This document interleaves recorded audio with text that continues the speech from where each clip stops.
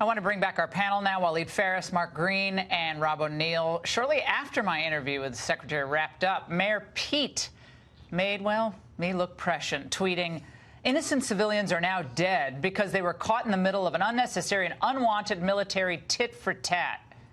Well, that disgusting thought must have been just a one-off, right? Wrong.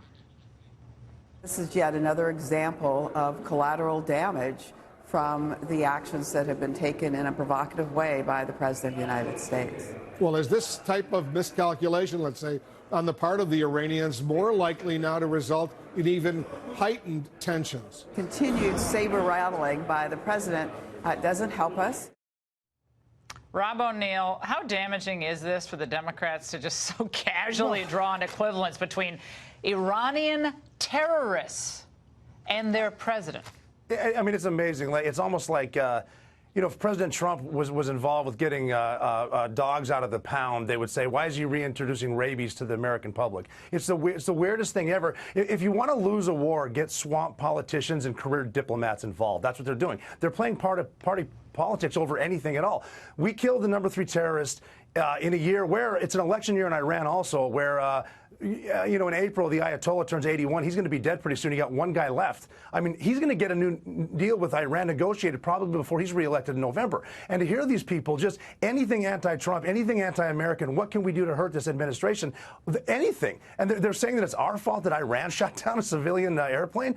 I mean, and chances are they got the money from the funding that we gave them. If you keep feeding the wolf is going to keep eating the sheep. That is exactly what's happening right here. It's infuriating to watch this. No, and I really don't think the mayor of South Bend, God bless him, I know he served country, and I honor his service, sure. But I don't think his great executive experience really lends itself to very intelligible commentary on this. Congressman, what's your takeaway from what Pompeo specifically said about John Kerry and that government in waiting, Kerry and all those, Samantha Power and Susan Rice, they're all a government in waiting, just sitting on the sidelines, trashing every little move, sure, regardless of whether they had some culpability in years past. It's absolutely ridiculous. I loved what Mike had to say.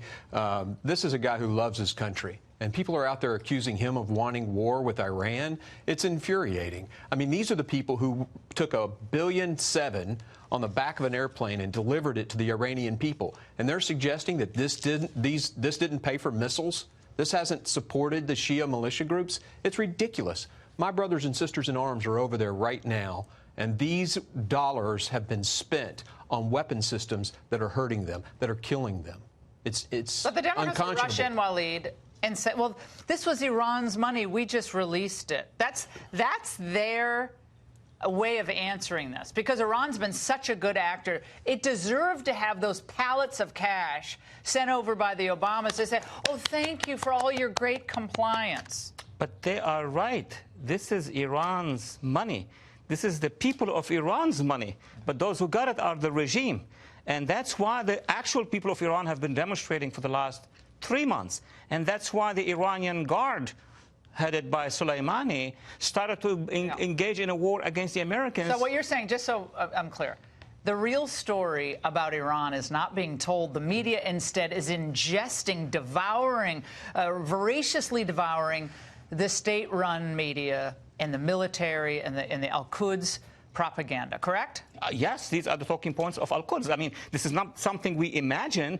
You just translate it from Persian or from Arabic, and you get the same talking points. We had politicians call it assassination. That was Iran's talking point. I keep saying I'm shocked by. I don't know why I'm shocked by this, gentlemen. Phenomenal conversation. Only will happen tonight here on the Ingraham Angle.